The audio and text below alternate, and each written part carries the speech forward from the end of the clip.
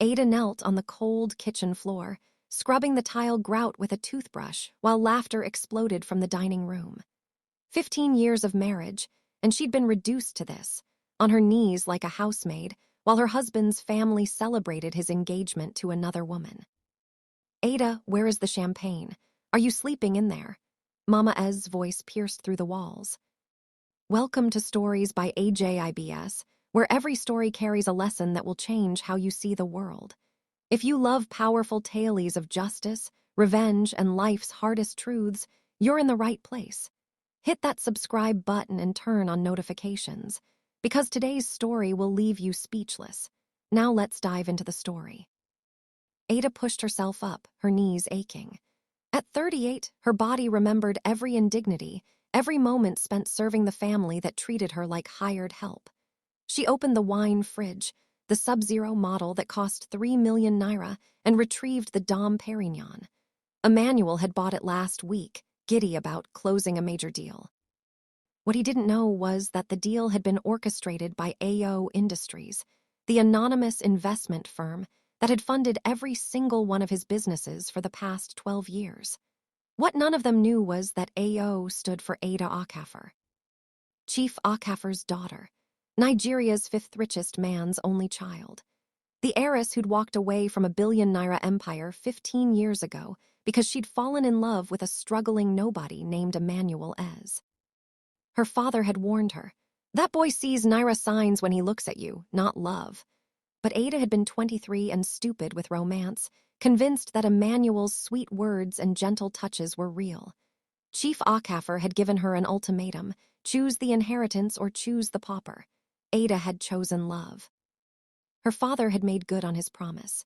He'd publicly disowned her, cut her off completely, and told Lagos society that Ada Okafor was dead to him. What he'd done privately, though, was different. 3 months after her wedding, a lawyer had appeared at her door with documents establishing a trust fund, 200 million naira that she could access only if she never revealed its source, never contacted her father, and never told Emmanuel about her true identity. "It's your mother's legacy," the lawyer had said quietly. "Chief Okafor couldn't let his daughter starve, even if his pride won't let him acknowledge you. Use it wisely. He'll never admit he gave it to you." Ada had used it very wisely indeed. She carried the champagne to the dining room, where Emmanuel sat at the head of the table like a king, surveying his kingdom. His arm draped casually around Aluchi, a 24-year-old economics graduate whose father owned a chain of filling stations in Port Harcourt. Pretty, educated, and most importantly, fertile. Finally, Adiz, Emmanuel's younger sister, rolled her eyes dramatically. "We've been waiting for 20 minutes. "I'm sorry," Ada murmured, the words automatic after 15 years. "Sorry doesn't uncork the bottle," Ngozi, the older sister, snapped. "Just pour it already." Ada began pouring, her hands steady despite the rage simmering in her chest. Around the table sat the beneficiaries of her silent generosity. Emmanuel, whose self-made business empire existed only because AO Industries had pumped 470 million naira into his ventures over 12 years. Ngozi, whose boutique in Lekki had been, mysteriously, approved for a 20 million naira business loan that Ada had guaranteed through her shell company. Adiz, whose husband's construction firm had won coincidental contracts from AO Industries subsidiaries, keeping their family afloat. And Mama Ez, who'd spent 15 years calling Ada barren, useless, and a curse on the Ez family name. To new beginnings, Emmanuel raised his glass, his smile wide and triumphant. "To Aluchi, who will give me the sons that will carry on my legacy, to the empire I've built with my own hands, and to family, the people who have stood by me through everything." Ada's fingers tightened on the champagne bottle. "The empire I've built with my own hands." She'd watched him say those exact words to Forbes Nigeria last month. The magazine had featured him as one of Nigeria's self-made entrepreneurs under 45. The article had praised his business acumen and strategic vision. It had called him a genius investor who turned a small import business into a conglomerate spanning logistics, real estate, and manufacturing. Not once had Emmanuel mentioned investors. He'd told the reporter he'd bootstrapped everything, and relied on hard work and God's favor. "Brother Emmanuel, when do I take over the new logistics hub?" Ajibs asked eagerly. "You promised I'd manage it." "Next month," Emmanuel assured her. "Once the AO Industries contract is finalized, they're investing another 80 million into the expansion." Ada nearly laughed. She'd approved that investment 3 days ago. "And my son's school fees," Ngozi chimed in. "The American University deadline is next week." "Already handled," Emmanuel said magnanimously. "I transferred 5 million to your account this morning. My nephew deserves the best education." 5 million naira from the account that AO Industries deposited his monthly profits into.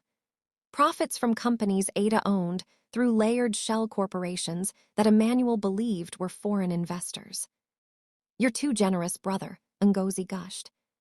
"Family takes care of family," Emmanuel replied, squeezing Aluch's shoulder. "And soon our family will grow. Right, my dear?" Aluchi giggled, her hand moving to her flat stomach in an exaggerated gesture. "God willing, this time next year, you'll be holding your son." The words were daggers. Ada's hand trembled slightly as she poured the last glass. "Not like some people who wasted 15 good years," Mama Ez said, her eyes cutting to Ada with surgical precision. 15 years and not even a miscarriage to show for it. Just empty, useless womb. Ada's fingers went numb. The champagne bottle slipped, crashing against Aluch's plate and splattering golden liquid across the white tablecloth. "Idiot," Mama Ez shrieked. "You can't even pour champagne properly." "I'm sorry." "Sorry, you've ruined Aluch's dress. This lace cost 70,000 naira. Emmanuel's face hardened. "Ada, what is wrong with you? Today of all days, you choose to be clumsy." Ada stared at the champagne spreading across the table like spilled blood, and something inside her finally cracked. Not broke. Breaking implied something sudden. This was the final fracture in a foundation that had been crumbling for 15 years. "I'll get a cloth," she whispered. "Forget the cloth."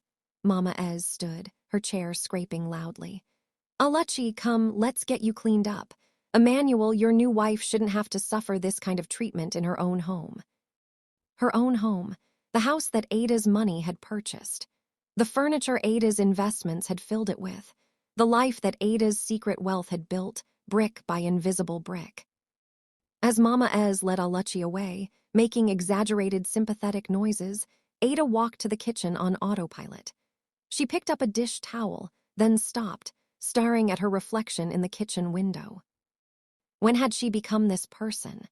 This ghost who apologized for existing, who funded the very people who tortured her, who'd been so desperate to make her marriage work that she'd spent 200 million naira building her husband's ego. Her phone buzzed in her apron pocket. A message from Mr. Ademi, her father's former attorney who'd helped her structure the shell companies. "Mrs. Ez, the final investment transfer to Ez Holdings is ready. 80 million, as you approved. Shall I proceed?" Ada looked back toward the dining room, where Emmanuel was laughing with his sisters, already forgetting the champagne incident, already planning his future with Aluchi. Her fingers moved across the phone screen. "No, cancel it, and prepare the withdrawal documents for all AO Industries investments in Ez Holdings and subsidiaries. I want every naira back." The reply came within seconds. "All of it? Mrs. Ez, that will destroy his businesses completely. The companies can't survive without the capital." Ada's smile was cold and sharp as a blade. "I know." She deleted the message thread and returned to the dining room with the cloth, her face carefully blank.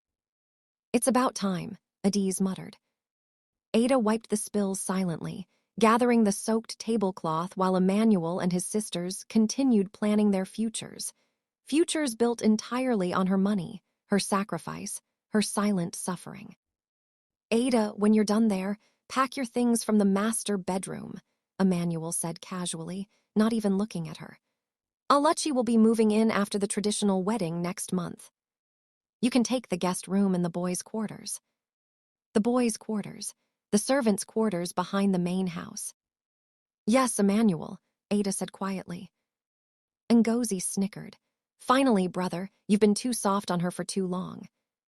Ada folded the wet tablecloth, her heart beating steady and cold.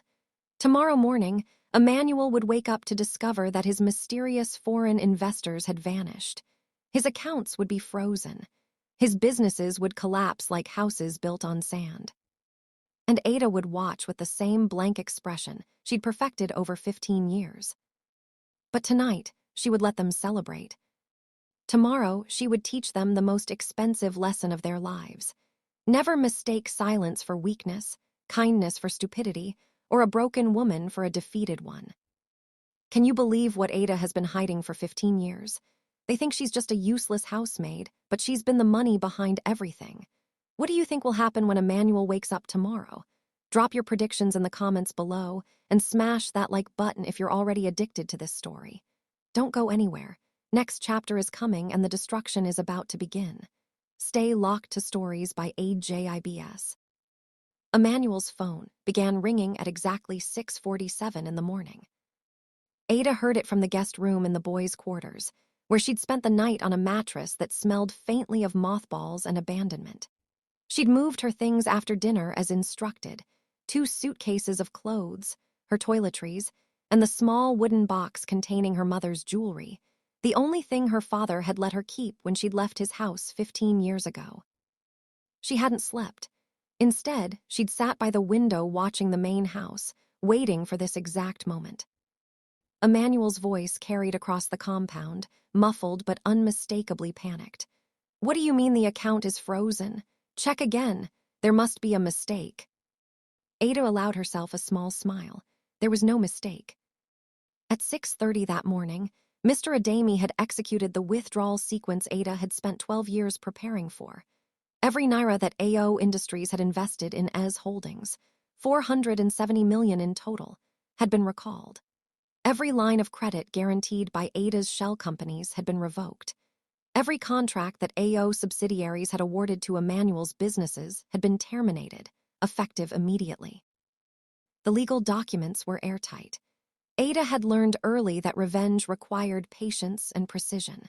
While Emmanuel had been building his ego on her money, Ada had been building an escape route lined with ironclad contracts that gave her absolute control. She dressed carefully in a simple blue Ankara dress and tied her headscarf with steady hands. Then she picked up her phone and sent a single message to Mr. Adami. Phase 2. By the time Ada walked into the main house, Emmanuel was on his 4th phone call. He stood in the living room in his pajamas, his face the color of old ashes, sweat darkening the collar of his shirt despite the air conditioning. What do you mean you can't reach them? AO Industries has been our primary investor for 8 years. They can't just disappear.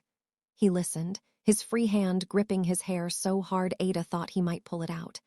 The Singapore office, try Hong Kong, try London. Someone has to know what's happening.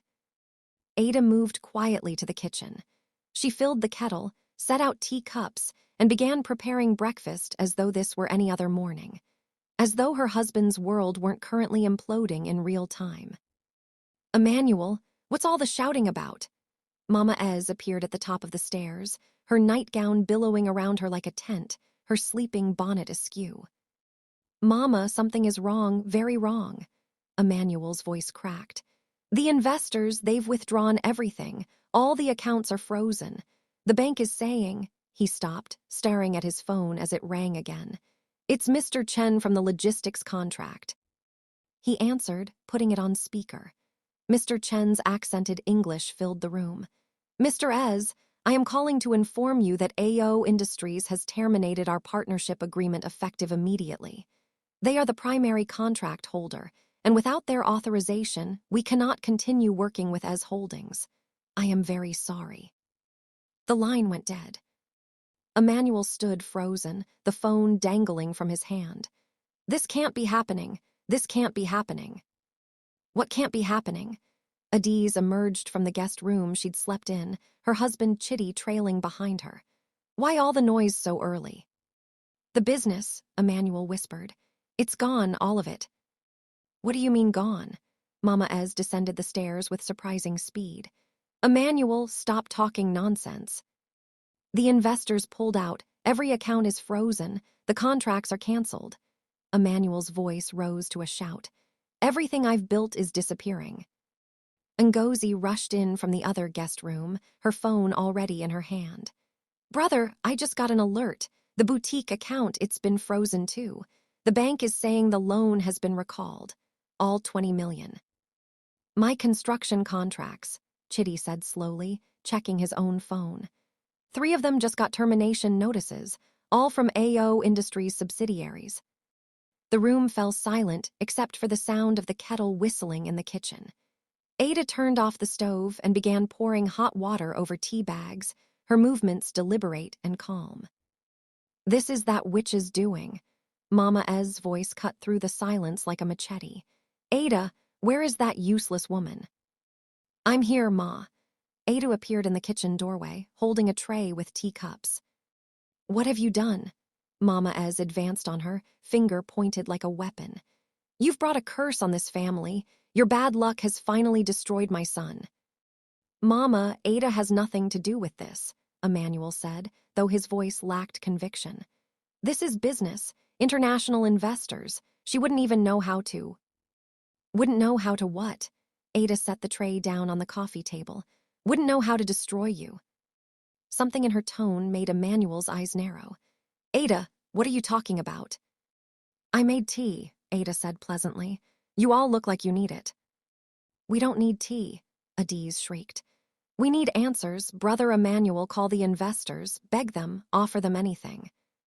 I've been trying. Emmanuel's hands shook as he dialed another number. No one is answering. It's like AO Industries has vanished into thin air. Ada sat down in the armchair, the one she'd never been allowed to sit in during family gatherings. The expensive Italian leather creaked under her weight. They haven't vanished. They're just finished doing business with you. How would you know anything about my business? Emmanuel snapped. Your business? Ada's smile was gentle, almost pitying. Emmanuel, you've never had a business. You've had an allowance. The room went still. What did you just say? Emmanuel's voice was dangerously quiet. Ada crossed her legs, settling into the chair like a queen taking her throne. For 12 years, I've watched you prance around Lagos calling yourself a self-made man. I've listened to you give interviews about your business genius. I've heard you tell our story, the struggling entrepreneur who built an empire through hard work and determination. She paused, letting the words hang in the air. It was a beautiful story, Emmanuel, very inspiring, also completely false. You're talking nonsense, Mama Ez hissed. The heat has finally cooked your brain. Am I? Ada pulled out her phone and began scrolling.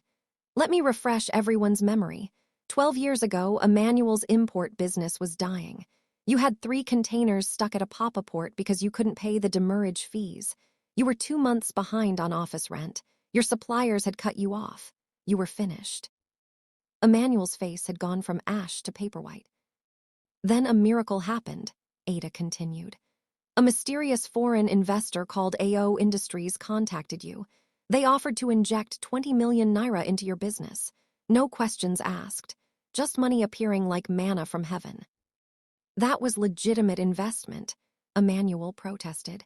They saw potential in my business model. They saw something, certainly. Ada's smile sharpened. Over the next 12 years, AO Industries invested 470 million naira into your various ventures. They guaranteed your loans. They awarded you contracts. They made you look like a genius when you were really just a puppet with very expensive strings. Ngozi laughed nervously. This is ridiculous. Ada, you're just a housewife. You don't know anything about international business. You're right, Ada agreed. Ada the housewife doesn't know anything, but Ada Okafor, Chief Okafor's daughter. The heiress who walked away from her father's billion naira empire 15 years ago because she stupidly thought she'd found true love. She leaned forward. That Ada knows everything about international business. The silence that followed was so complete. Ada could hear Chitty's breathing from across the room. You're lying, Emmanuel finally said. Chief Okafor disowned you. Everyone knows that. He did, publicly. Ada's voice was soft now, almost sad. What he did privately was give me my mother's trust fund, 200 million naira. He made me promise never to tell you, never to contact him, never to reveal where the money came from, and I kept that promise. I used that money to build AO Industries, Ada Okafor Industries. I used it to save your dying business because I loved you and I thought we were building our future together. No, Emmanuel whispered. No, that's not. I have the documents, Emmanuel. Every contract, every transfer, every shell company structure. Mr. Adami has been my attorney for 12 years. This morning, I instructed him to withdraw every single naira I've invested in you. Emmanuel's phone rang again. He ignored it. You're saying you were AO Industries this whole time. Every single naira. Ada stood up, smoothing her dress. The house you're standing in, I bought it. The cars in your garage, I financed them. Ngozi's boutique loan, I guaranteed it. Adi's husband's construction contracts, I awarded them. The empire you built with your own hands. She laughed, the sound bitter and sharp. You built it with my hands, Emmanuel. You just never bothered to notice. Mama Ez sank onto the sofa, her face slack with shock. Why? Emmanuel's voice broke. Why would you do this? Why help me if you were just going to destroy me? I helped you because I loved you. Ada's composure cracked, 15 years of pain flooding her voice. I helped you because I believed in us. I helped you because when my father said you only wanted my money, I wanted to prove him wrong. She took a shaky breath. But then year after year, you let your family treat me like garbage. You moved me out of our bedroom. You forced me to abort our baby because it was bad timing for your precious career. You stood by while your mother called me barren and useless. And yesterday you introduced my replacement at a celebration dinner in the house that I bought. Ada, wait. I'm done waiting, Emmanuel. I've waited 15 years for you to love me the way I loved you. 15 years for you to defend me. 15 years to matter to you. She walked toward the door, then paused. Oh, and Emmanuel, about Aluch's wedding next month. I'd cancel those plans. By tomorrow, you won't be able to afford the bride price. In fact, by tomorrow, you'll be lucky if you can afford pure water. Ada, please. Emmanuel's voice cracked completely. We can fix this. I'll move you back to the master bedroom. I'll call off the wedding. Just please don't do this. Ada turned to face him one last time. You want to know the saddest part? If you'd loved me, truly loved me, I would have given you everything freely.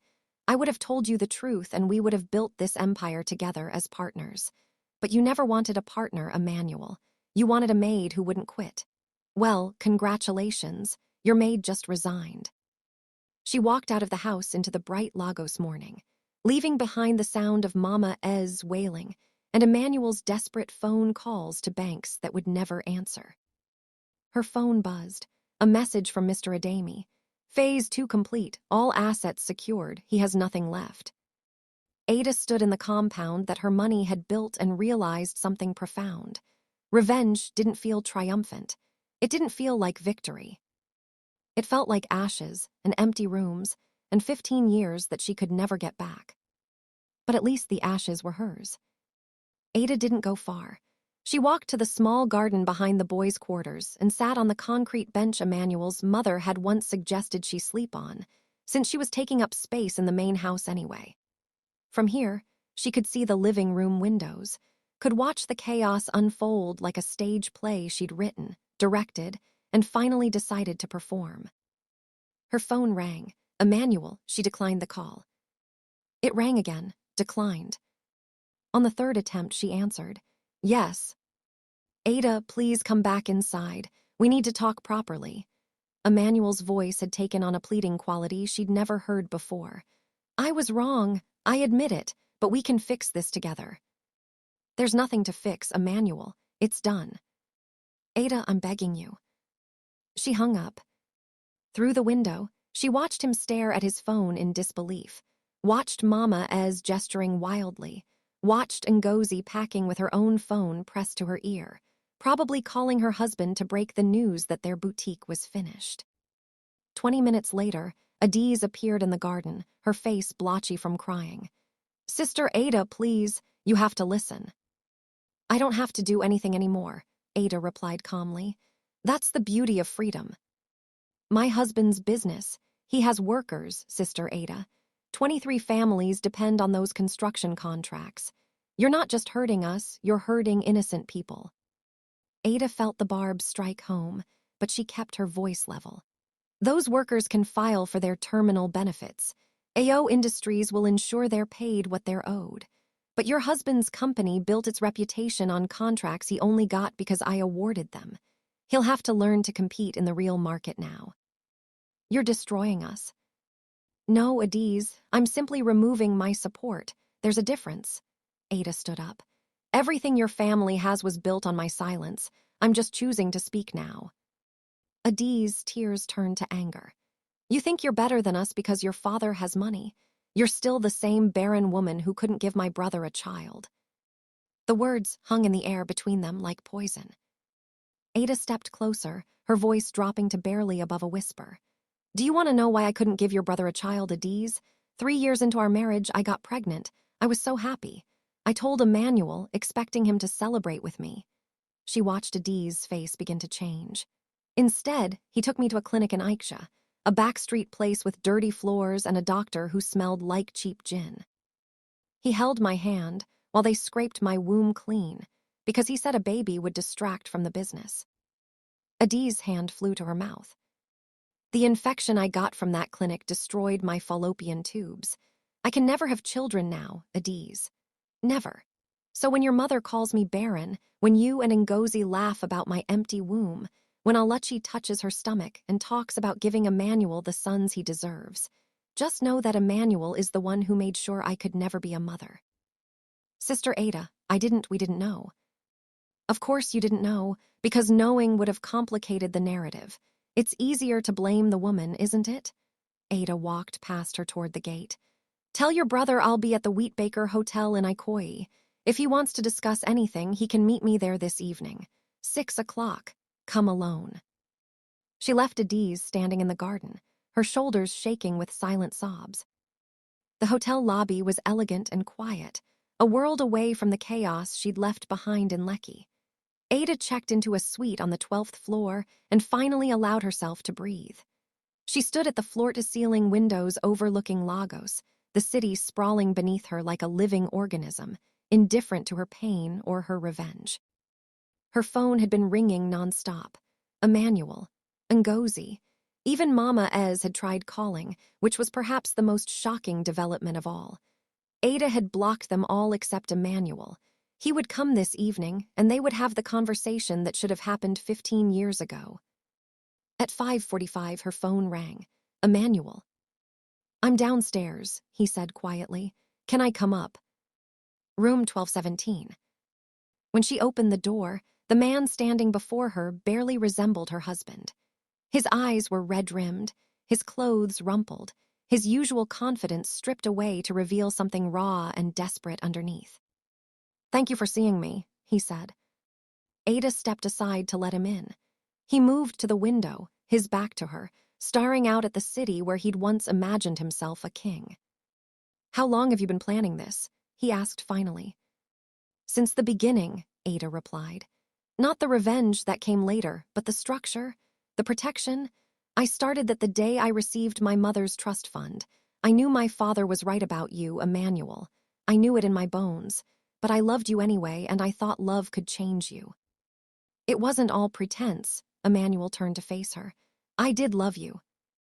I do love you. No, Ada said gently. You loved what I could give you. There's a difference. That's not fair. Fair, Ada's laugh was sharp. Let me tell you about fair, Emmanuel. Fair was me spending 200 million naira building your dream while you moved me into the boys' quarters. Fair was me guaranteeing your sister's loans while they called me useless. Fair was me funding your empire while you held another woman's hand and promised her the children you made sure I could never give you. Emmanuel's face crumpled. Ajibs told me about the pregnancy. Ada, I was young and stupid and scared. You were 28 years old, not a child. You made a choice, Emmanuel, and that choice killed our baby and destroyed my body. Ada's voice broke despite her best efforts. I forgave you even for that. I kept funding your businesses. I kept hoping you'd see me, really see me, and remember why you'd promised to love me forever. I did see you. Ada, you're my wife. I was your ATM. The words exploded from her. Every time you needed money, there I was.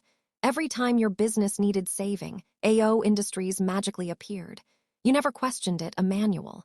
Never wondered how a foreign investor always knew exactly what you needed and when you needed it. You just took and took and took. Emmanuel sank into the armchair, his head in his hands. What do you want from me? Tell me what to do and I'll do it. I want you to feel what I felt. Ada's voice was cold now. I want you to know what it's like to have everything stripped away. I want you to understand that the empire you bragged about never belonged to you. I'll call off the wedding to Alechi. I'll tell my family to apologize. I'll move you back. Emmanuel, I don't want to move back into a house I already own. I don't want your family's apologies. I don't want anything from you except for you to sign divorce papers when they arrive. His head snapped up. Divorce, Ada, no. It's over, Emmanuel. It's been over for a long time. I was just too broken to admit it. Please, the word came out as a whisper. I'll do anything. I'll sell the house, I'll liquidate everything, I'll start over with nothing. Just don't leave me. You don't have anything to liquidate, Ada reminded him. It's all already gone. Emmanuel slid from the chair onto his knees on the plush hotel carpet. Ada, I'm begging you. 15 years of marriage has to mean something. We can rebuild. I'll be better. I'll be the man you needed me to be. Ada looked down at her husband. The man she'd loved enough to defy her father for, the man she'd built into a success story, the man who'd repaid her by breaking her piece by piece, and felt absolutely nothing.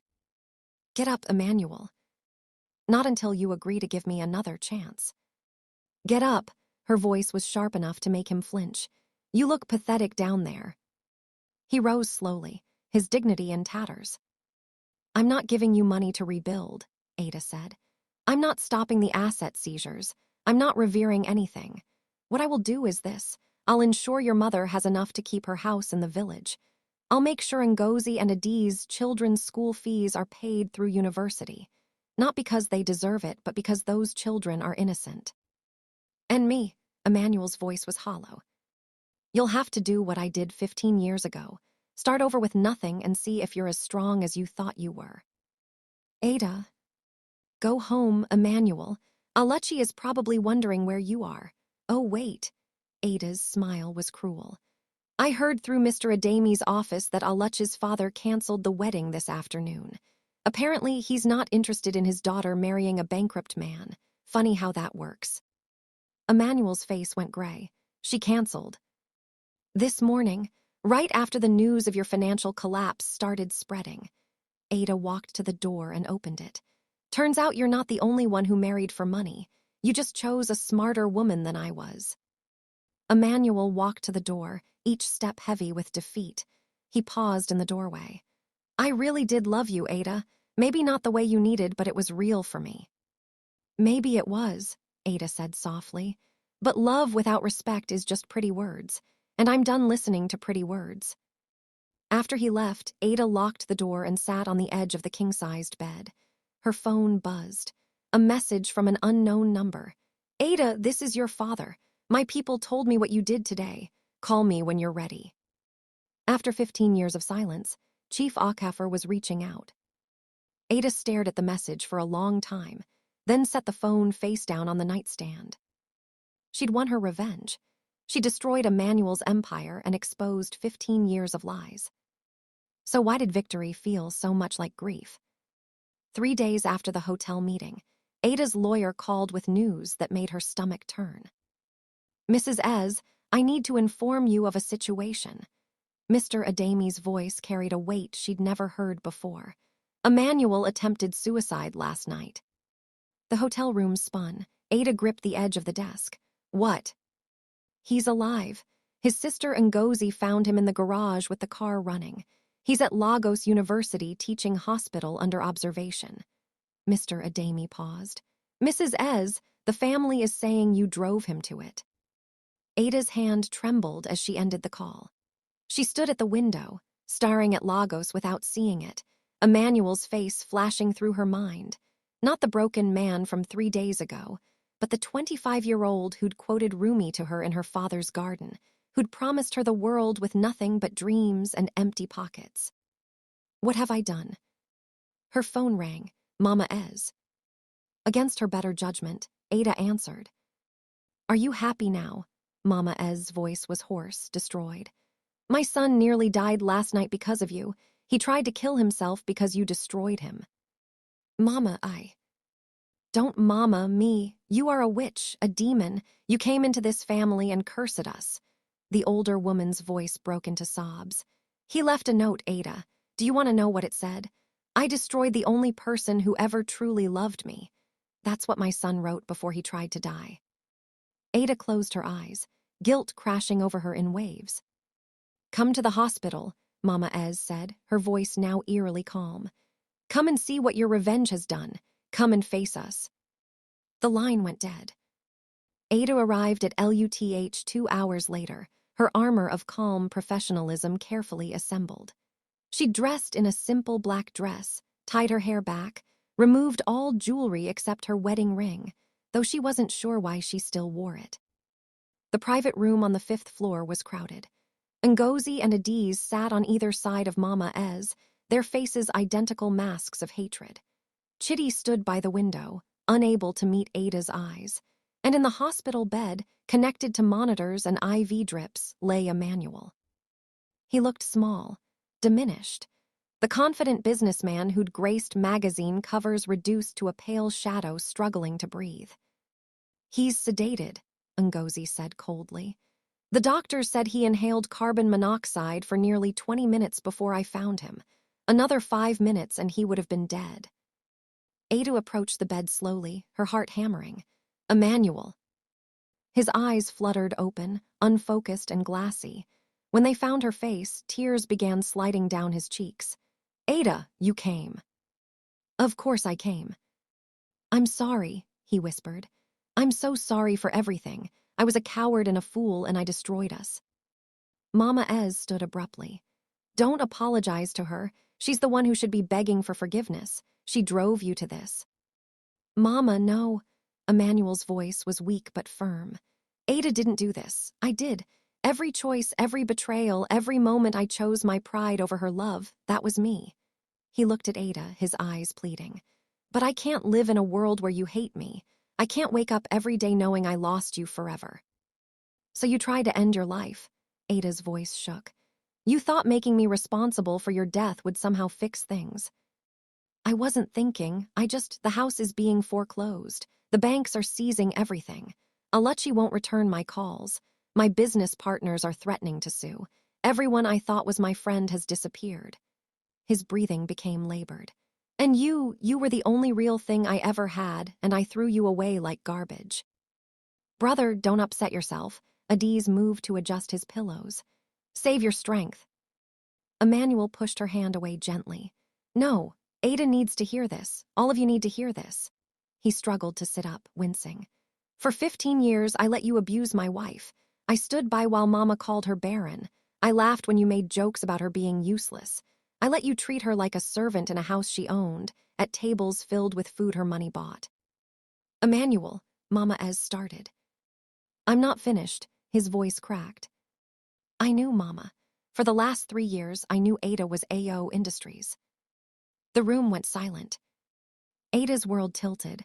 What? Emmanuel's tears fell harder now. I found the documents 2 years after you set up the first shell company. I saw your signature, saw the account numbers, traced everything back to you. And instead of being grateful, instead of honoring you for saving me, I buried the truth. Because if I admitted you were funding everything, I'd have to admit I wasn't the self-made man everyone thought I was. You knew, Ada's voice was barely audible. You knew and you still. I still let them torture you. I still moved you to the boys' quarters. I still brought Aluchi here to replace you. Emmanuel's face twisted with anguish. Because I was so desperate to be the hero of my own story that I turned you into the villain of yours. Ngozi sank into a chair, her face slack with shock. Brother, you knew she was helping us all along. Every loan, every contract, every miracle that saved our family, it was always Ada. Emmanuel looked at his mother. Mama, the house in the village you're so proud of, the one you say I bought you, Ada bought it. Your medical bills when you had that surgery 3 years ago, Ada paid them. Everything you have because the woman you called cursed was secretly blessing you. Mama Ez's face had gone gray. She opened her mouth, closed it, then opened it again. No words came out. I was going to tell you, Emmanuel continued, looking at Ada. After the wedding to Aluchi, after I secured the inheritance I thought would come from marrying into her father's wealth, I was going to divorce you and finally admit the truth. I was going to claim I discovered your deception and use it to justify throwing you away. His voice broke completely. I am a monster, Ada, a parasite, and you were right to destroy me. Ada stood frozen, processing revelations that rewrote their entire history. 3 years. You knew for 3 years and you still introduced Aluchi to this family. I thought, Emmanuel struggled for breath. I thought if I could marry into real wealth, I wouldn't need your money anymore. I wouldn't have to feel like a failure who lived off his wife's secret fortune. Aluchi's father promised me contracts, connections, respectability. Respectability you were stealing from me. Ada's composure finally shattered. I gave you everything. I sacrificed my relationship with my father, my inheritance, my dignity, my womb, and you knew. You knew I was saving you and you repaid me with humiliation. I know, Emmanuel was sobbing now, his monitors beeping erratically. I know and I hate myself and I can't. I can't carry this anymore, Ada. I tried to end it because living with what I've done to you is worse than death. A nurse rushed in, alarmed by the monitor readings. Everyone needs to leave. The patient needs to rest. No, please, Emmanuel reached for Ada. Don't leave me. Please don't leave me alone with this. Ada looked at his outstretched hand, the same hand that had held hers 15 years ago when they'd run away together, the same hand that had signed contracts built on her money while taking credit for her genius, the same hand that had touched Aluchi's face while Ada served them dinner. She stepped back. I can't, Emmanuel. I can't be responsible for keeping you alive when you've spent 15 years killing me slowly. Ada, please. Mrs. Ez, you really need to leave, the nurse insisted. Ada turned toward the door, but Mama Ez blocked her path. The older woman's face had transformed from anger to something Ada couldn't quite identify, regret, perhaps, or the devastating realization of complicity. I didn't know, Mama Ez whispered. Ada, I swear before God, I didn't know you were helping us. Would it have mattered? Ada asked quietly. If you'd known the money came from me instead of your son, would you have treated me with respect? Or would you have just resented me more? Mama Ez had no answer. That's what I thought. Ada moved past her to the door, then paused. Emmanuel will be fine. He's too much of a coward to actually succeed at suicide. He just wanted to manipulate me into saving him one more time. Take care of your son, Mama. He's all yours now. Where are you going? Ngozi asked. Somewhere none of you can follow. Ada walked out of the hospital room, down the antiseptic hallway, into the elevator, through the lobby, and out into Lagos's humid afternoon. She stood on the sidewalk, letting the chaos of the city wash over her. Hawkers shouting, danfos honking, the smell of suya and exhaust fumes mixing in the thick air. Her phone buzzed. Her father again. Ada, I know you're hurting. Come home. Let me help you. For the first time in 15 years, Ada typed a response. What's the address? The reply came immediately. Still the same house in Ikoyi. Still your home. I'm here waiting. Ada hailed a taxi and gave the driver an address she hadn't spoken aloud in a decade and a half. As the car pulled into traffic, she looked back at the hospital building, thinking about the man inside who'd loved her just enough to destroy her, but not enough to save her. Revenge had given her justice, but justice, she was learning, was a cold companion that couldn't fill the emptiness where love used to live. The question now was whether going home to her father would heal her, or simply trade one form of brokenness for another. She would find out soon enough. Emmanuel knew all along. For 3 years he knew Ada was saving him and he still betrayed her. Can you believe it? And now Ada is going back to her father after 15 years. What do you think will happen? Drop your predictions in the comments, hit that like button if this chapter broke your heart, and get ready for the final chapter. This is where everything comes together. Don't miss it. Stories by Ajibs. The gates of Chief Okafor's compound opened slowly, as if the house itself was unsure whether to welcome her home. Ada stepped out of the taxi, her legs unsteady as she faced the sprawling estate she'd fled 15 years ago with nothing but a suitcase and a heart full of defiant love. The house looked exactly the same, imposing, pristine, a monument to wealth and power. But the man standing on the front steps was smaller than she remembered. Chief Okafor had aged, his shoulders slightly stooped, his hair completely gray now. He wore simple traditional attire instead of the expensive agbadas he'd favored in her youth. Ada, her name came out like a prayer. My daughter. Something inside her cracked. She'd prepared speeches during the taxi ride, planned what she would say to the father who'd disowned her, rehearsed her dignity and composure. But standing here, seeing tears in the eyes of the man who'd once told her she was dead to him, all her carefully constructed walls collapsed. "Papa," she whispered. And then she was running, and he was running, and they met in the middle of the driveway like two broken pieces finally finding each other again. Chief Okafor held his daughter while she sobbed 15 years of pain onto his shoulder. He didn't speak, didn't offer platitudes or I told you so's.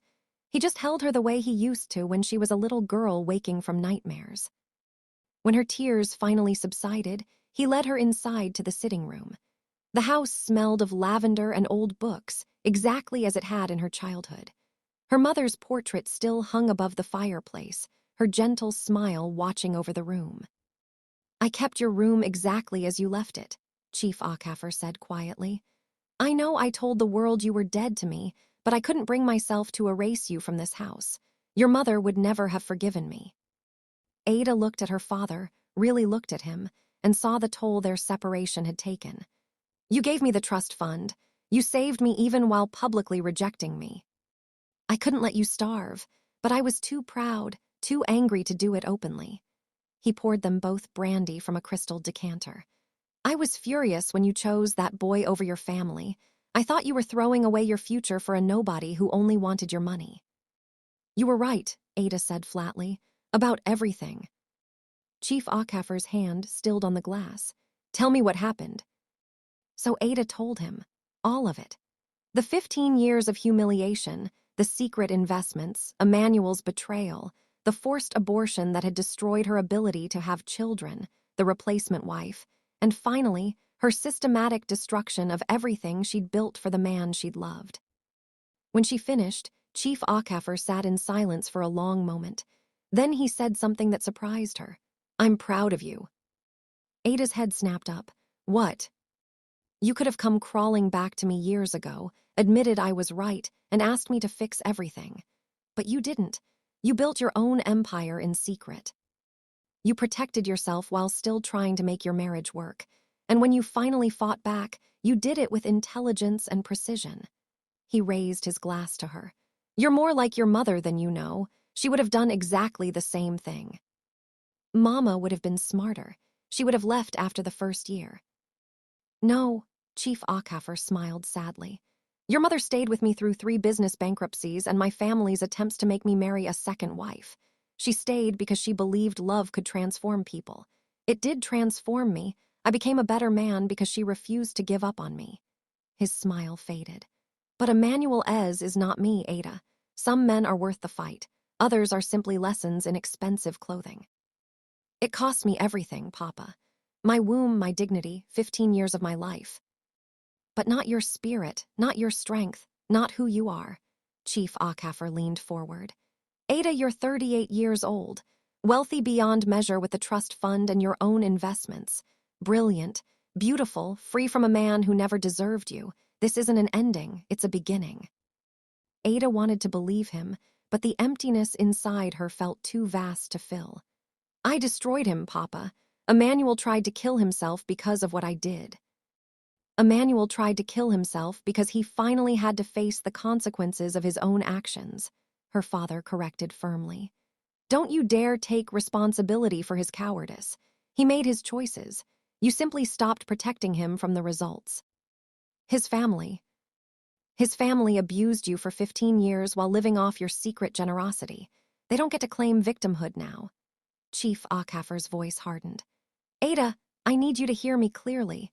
You are not responsible for the pain of people who caused you pain first. Revenge may not feel good, but neither does being destroyed slowly by those who claim to love you. Ada stared into her brandy glass, watching the amber liquid catch the lamplight. Then, why do I feel so empty? Why doesn't this feel like winning? Because revenge never does, her father said gently. Revenge is justice, but it's not healing. It's closing a door, not opening a new one. You needed to close that door, Ada. You needed to take back your power and walk away from people who were killing you. But now comes the harder part, figuring out how to live in the space after revenge. I don't know how to do that. Neither did I when your mother died. Chief Okafor stood and walked to the portrait above the fireplace. When I lost her, I was so angry at God, at the universe, at the cancer that took her. I wanted revenge against fate itself. But you can't get revenge on death. So instead, I poured all that rage into building this empire, thinking money and power would fill the hole she left behind. He turned back to Ada. It didn't. Nothing did. Until the day I chose to stop being angry and start being grateful for the years I had with her. That's when I finally began to heal. He paused. And that's when I realized I'd lost you too, and that loss was my own fault. Papa, let me finish. His voice was thick with emotion. I told myself I disowned you to protect you from making a terrible mistake, but the truth is, I was angry that you chose someone else over me, over this empire I'd built for you. My pride cost me 15 years with my only child. He returned to his chair, suddenly looking every one of his 70 years. So when you ask me if revenge feels hollow, I understand completely. I got my revenge against you by cutting you off. And every single day since has felt like eating glass. Ada's tears started again, but softer this time. I missed you, Papa. Even when I hated you for abandoning me, I missed you. I missed you too, my daughter, every day. Chief Okafor reached across and took her hand. So here's what I propose. We both stop punishing ourselves for the past. You stop carrying guilt for Emmanuel's choices. I stop carrying guilt for my pride. And we figure out how to move forward together. What about Emmanuel, the family? What about them? Her father's expression hardened slightly. Ada, you set up provisions for his mother and his niece's education. You did more than most people would have done for those who tormented them. But your obligation to them ended the moment they celebrated your replacement. He squeezed her hand. Let them rebuild their own lives. Your job now is to rebuild yours. They sat in silence, father and daughter, two people who'd both learned expensive lessons about love and pride, and the cost of holding onto both too tightly. Finally, Chief Okafor spoke again. I have a proposal for you. The company needs fresh leadership. I'm getting old, Ada, and I need someone I can trust to help manage Okafor Industries. Someone brilliant with finance and investment. Someone who built a shadow empire with just 200 million naira. He smiled. I know someone perfect for the job. Ada laughed despite herself. Papa, I just destroyed one empire. You want to trust me with another. You didn't destroy an empire. You withdrew your support from a parasite. There's a difference. His expression grew serious. I'm not asking you to take over immediately. I'm asking you to come home, heal, and when you're ready, help me build something real, something honest, something that honors your mother's memory and gives you a purpose beyond pain. I don't know if I can. You don't have to decide tonight, just stay, rest. Let me feed you properly for the first time in 15 years. He stood, offering his hand. Your room is upstairs. Everything is exactly as you left it. Tomorrow, we'll figure out tomorrow. Tonight, you're just my daughter who came home. Ada took his hand and let him pull her to her feet. As they walked toward the stairs, she caught sight of herself in the hallway mirror. A woman who looked older than 38, carrying burdens that had bent her spine and dimmed her eyes. But beneath the exhaustion, she saw something else. Survival. Strength. The beginning of something that might eventually become peace. 6 months later, Ada stood in the boardroom of Okafor Industries, presenting the quarterly investment report to the executive team. She'd cut her hair short, traded her simple house dresses for sharp business suits, and learned to hold space in rooms full of powerful men without apology. Her father sat at the head of the table, beaming with pride as she outlined their new philanthropic initiative. a foundation supporting women leaving abusive marriages, providing them with seed capital, legal support, and business training. "We'll call it the Grace Okafor Foundation," Ada concluded, "in honor of my mother, who taught me that strength and compassion aren't opposites." The board approved unanimously. After the meeting, as Ada gathered her papers, her assistant brought in a letter. This came by courier marked personal. Ada recognized the handwriting immediately. Emmanuel. She hadn't seen or spoken to him in 6 months. She'd heard through Lagos's efficient gossip network that he'd recovered from his suicide attempt and was working as a mid-level manager in someone else's company. Ngozi had opened a small provisions shop. Adi's husband was doing construction work for other contractors instead of running his own firm. Mama Ez had moved back to the village. They'd all survived, diminished, humbled, but alive. Ada opened the letter. "Dear Ada, I don't expect you to read this. I don't expect forgiveness or even acknowledgement. But my therapist says I need to take accountability, so here it is. I destroyed the best thing that ever happened to me because I was too cowardly to admit I needed you. I let my family abuse you because it was easier than defending you. I stole your money, your dignity, and your future, and convinced myself I was the victim. You were right to leave. You were right to take back what was yours. You were right about everything. I don't know if this means anything, but I'm trying to become someone who would have deserved you. Not to win you back, I know that's impossible, but because you deserve to know that your love wasn't completely wasted. It changed me, eventually, just 15 years too late. I hope you're happy, Ada. I hope you found the life you should have had all along. Emmanuel." Ada read the letter twice, then walked to her office window overlooking Victoria Island. The Lagos skyline stretched before her, glittering with possibility and pain, a city where fortunes were made and lost with equal speed. She felt nothing, not anger, not satisfaction, not even sadness, just a quiet acknowledgement that this chapter of her life was finally, truly closed. Her father knocked on the doorframe. "Everything okay?" "Letter from Emmanuel," Ada said, handing it to him. Chief Okafor read it, then handed it back. "What will you do with it?" Ada looked at the letter one more time, at the familiar handwriting that had once made her heart race, then walked to the shredder beside her desk. The machine's mechanical whir swallowed Emmanuel's words, reducing them to confetti. "Nothing," she said simply. "I'm doing nothing with it." "Good," her father smiled. "Come, I want to show you the plans for the foundation's first office space. Your mother would have loved it." As they walked down the hallway together, Ada caught her reflection in the glass.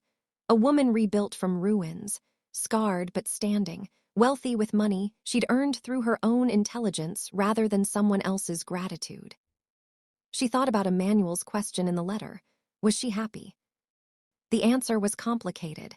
She wasn't happy the way she'd once imagined happiness. No husband, no children, no simple domestic dream. But she was free. She was powerful. She was no longer being destroyed slowly by people who claimed to love her. And maybe that wasn't happiness exactly, but it was something better. Peace hard-won through fire. That night, alone in her childhood bedroom in her father's house, Ada made a decision. She pulled out her phone and blocked Emmanuel's number, deleted every photo from their 15 years together, and removed her wedding ring for the last time. In the morning, she would wake up and continue building her new life. She would help other women escape the traps she'd fallen into. She would honor her mother's memory and repair her relationship with her father. She would be wealthy and powerful and free. She would also be alone, carrying the weight of revenge that had brought justice but not joy, closure but not healing, victory but not redemption. The truth about revenge, Ada had learned, was this. It's not a story with winners and losers. It's a story with survivors and casualties, and sometimes you're both at once. Emmanuel had lost his empire. His family had lost their comfort. Ada had lost her innocence, her womb, 15 years, and the belief that love could conquer all. But she'd gained something too, herself. The self she'd buried under submission and silence and desperate hope that sacrifice would eventually be rewarded. That self was worth the cost. Even if some nights, lying awake in her childhood bed, she wondered if it had to cost quite so much. The answer, whispered in her mother's voice from the portrait downstairs, was always the same. Yes, my daughter. Some lessons are only learned through loss. Some freedoms are only won through fire. And some prices, though devastating, are still worth paying. Ada closed her eyes, and finally, after 15 years of nightmares, slept peacefully through the night. Alone. Free. Unbroken. And there it is, Ada's complete story. She got her revenge, she got her freedom, but she didn't get her happiness. Not the way she imagined it, anyway. What do you think? Was Ada right to destroy Emmanuel? Did she go too far, or did he deserve everything he got? Drop your thoughts in the comments below. And if this story touched you, hit that like button and share it with someone who needs to hear it. Subscribe to Stories by Ajibs for more powerful tales that will change how you see the world. Remember, revenge brings justice, but healing brings peace. Choose wisely. Until next time.